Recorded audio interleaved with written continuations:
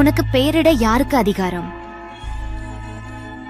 உன்னதமானவர். ரிமுரு பிரபுவின் மகிமை கதைகளை நான் உங்களுக்கு வேறொரு முறை சொல்லலாம். உனக்கு பின்னால் நிற்கும் பிசாசை எப்படி சமாளிப்பாய்? அவன் அளவிட முடியாத ஆதி சக்தி கொண்டவன்.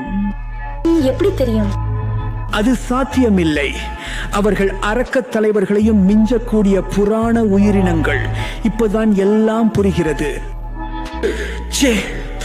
டெமன் லார்ட் ரிமுருவுக்கு சுத்தமா பைத்தியம் பிடிச்சிருச்சு. இப்படிப்பட்ட ஒரு உயிருக்கு ஏன் பெயர் கொடுக்கணும்? ஆமாம், இவன் எனக்கு தெரியும்.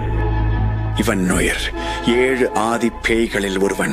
ஆனால் இதைவிட பயங்கரமானது என்னவென்றால், யாரோ ஒருவன் இவ்வளவு சக்தி வாய்ந்த ஒருவனை தனக்கு சேவை செய்ய வைத்ததுதான். கற்பனைக்கும் அப்பாற்பட்ட மறைந்திருக்கும் சக்தியை கொண்ட ஒரு பேய் பிரபுவை அந்த கணத்தில் நான் உணர்ந்தேன். ஃபால்முத் ராஜ்யம் டெம்பஸ்டில் ஒரு உறங்கும் மிருகத்தை எழுப்பிவிட்டது என்று.